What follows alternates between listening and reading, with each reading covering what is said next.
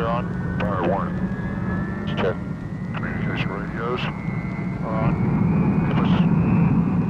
On. Safety belt, shoulder harness. Fast about it. That's come up. Sniffy, caution advisory panels. Good check. Good distance over. Guns, chocks, and ground wire. Remove. Rotor brake. Rotor brake is off. Fuel control levers. Open. Open. Number 2 engine. Use all the clear to. Turn it 2.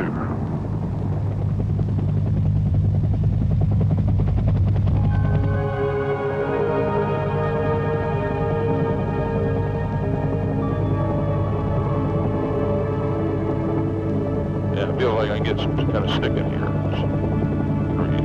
Let me A lot of resistance here. Take a look at pilot's flight controls. Lots of flight controls. Go ahead and climb up a little bit, get some altitude.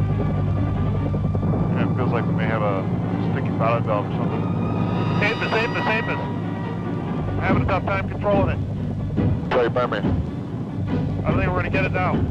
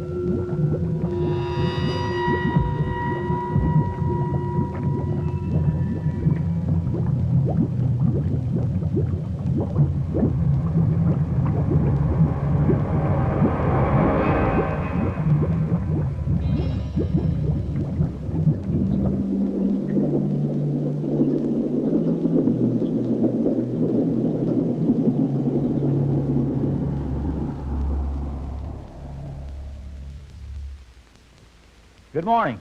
I'm Senior Master Sergeant Lon. Welcome to Underwater Egress Refresher Training. During the next 2 to 3 hours, we intend to reacquaint you with those procedures and techniques which will enhance your chances of surviving an overwater helicopter ditching.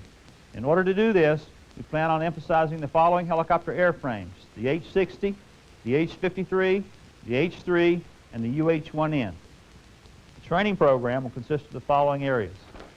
During the last 2 years, over 130 military personnel have been involved in emergency helicopter ditchings. Over a third of those occupants were killed. Of those that survived, nearly 80% had received some type of underwater egress training. Used together to extract you from a sinking helicopter. The two biggest problems associated with underwater escapes are inrushing water when the aircraft starts to sink and disorientation from unusual attitudes. Premature release of a harness or lap belt usually results in confusion and death. Not panic, and they were able then to free themselves from the wreckage, egress from the aircraft, and successfully make their way to the surface. The most important factor common to successful escapes is the confidence that underwater egress training provides. Are there any questions? If not, let's head out to the tank.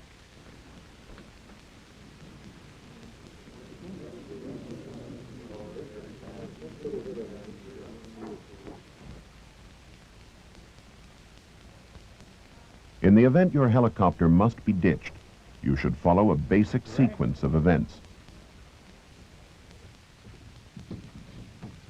Check your survival equipment. Make sure you're securely strapped in. Okay, sit down, strap in. Locate some Lap belt reference secure, points for check escape. your survival gear, brace for impact. That's your exit. When you hit the water, release it, push it out, hold on to your reference point. Remember that Ready? having a reference point before going underwater Here we go. is probably the most important thing you can do. Note any obstructions which might delay your exit.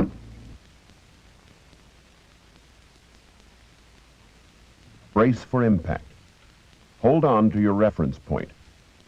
After impact, maintain your reference point. If you can reach an escape hatch while remaining strapped in, now's the time to open it. If the aircraft begins to sink, take a last deep breath and wait for violent motion to cease. Keep your hands off your harness or lap belt. Premature release can kill you. If you have a helicopter emergency egress device, or HEED 2, insert the mouthpiece just after you hit the water. Airflow starts automatically. Breathe normally, always exhaling while ascending. If you're not able to activate the HEED, your first priority should be a normal escape. Release your lap belt or shoulder harness, maintaining one hand on your reference point. Pull yourself hand over hand, following reference points to the nearest exit. Avoid swimming out and kicking, which may result in injury to others behind you. Place both hands on the frame and pull yourself forcefully out. When clear of the aircraft, but not before, inflate your LPU.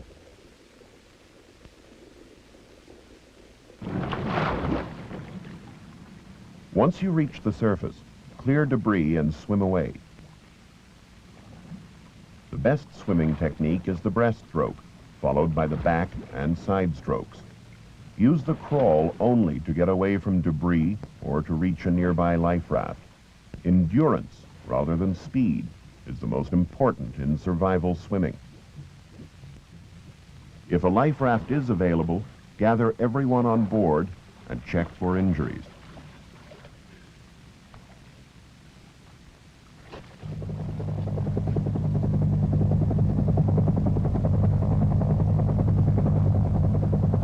Most military helicopters share some underwater egress problems. The co-pilot's position, for example, can be obstructed by the collective. The co-pilot must ensure the pitch lever is out of the way should escape be necessary.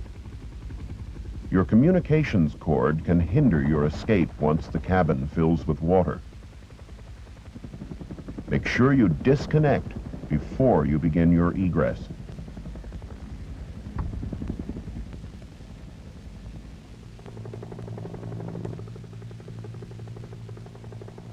Every helicopter has its own characteristics which affect underwater egress. The H-1 has a natural tendency to roll right toward the pilot's side once it hits the water. Consequently, most escapes will be from the left side of the H-1. The H-1 pilot and co-pilot's secondary egress should be through the crew compartment. The backs of the seats make for effective handholds as you work your way through the door frame. From the main H-1 cabin, crewmen and passengers should exit through the door nearest them. The windows may also be removed by pulling on a single handle, creating several alternate escapes.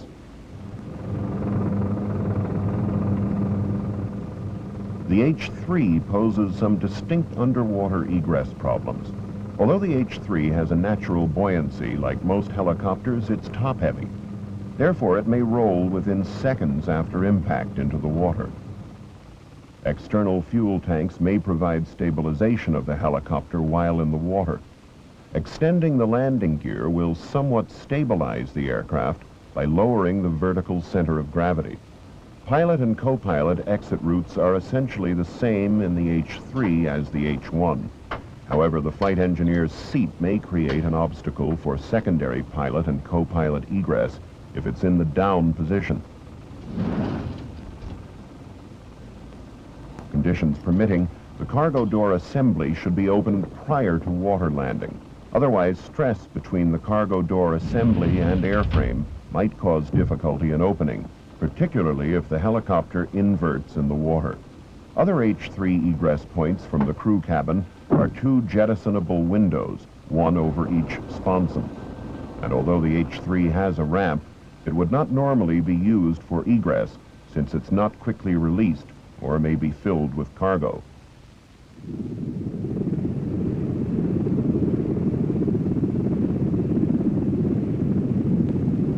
The H-53 shares some similarities but several differences to the H-3. The H-53, upon landing in water, may remain stabilized due to its external fuel tanks and overall better balance than the H-3. If the helicopter does not invert, standard egress procedures should be followed.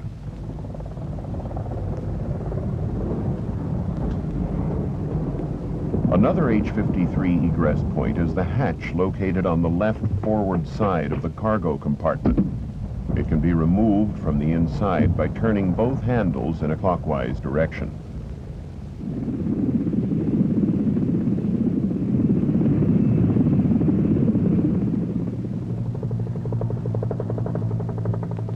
Underwater emergency egress from the H-60 requires some unique precautions. Since secondary egress from the cockpit is very difficult, pilot and co-pilot must ensure they jettison their entire doors prior to ditching. And they must move armor plating out of their escape path.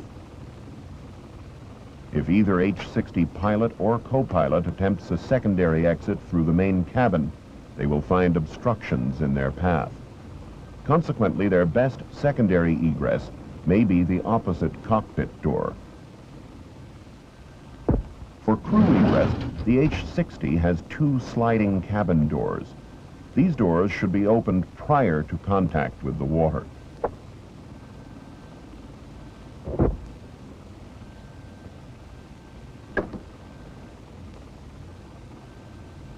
H-60 cabin passengers and crew members have shoulder harnesses in addition to lap belts, which connect to a common release mechanism.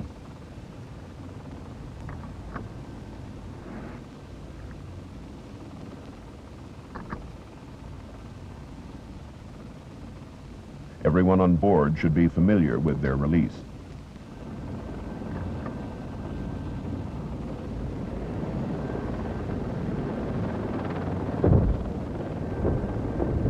The H-60's gunner's egress is the window in front of him. He must remember to clear his gun from the window prior to actual ditching. The H-60 crew compartment may have numerous configurations and subsequent obstructions. Medical evacuees may be on board, or a hoist. Everyone should consider these obstructions to their own emergency underwater escape, especially should you have to get out at night.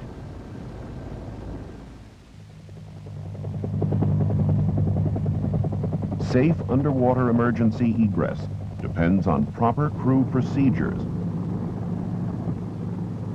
England approach control, Razor 6-5 with emergency. Razor 6-5, Eglin approach, go ahead with your emergency. Roger, sir, Razor 6-5. We're about 40 miles south of Hurlburt this time, experiencing severe vibrations, and we'll be requesting directing to Herbie for a full stop. Razor 6-5, roger. Hobart is landing runway 36, wind calm, altimeter 29902.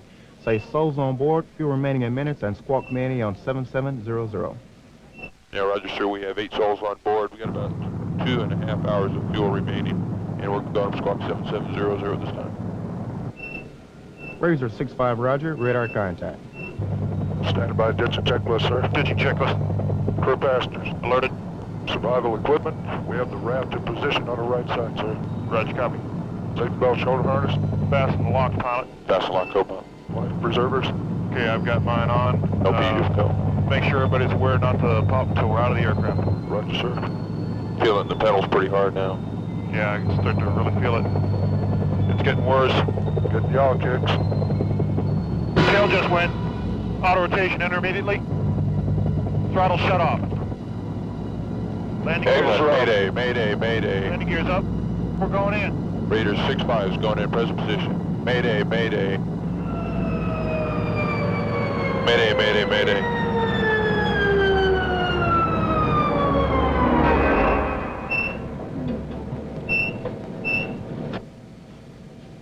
We just lost Razor 6-5.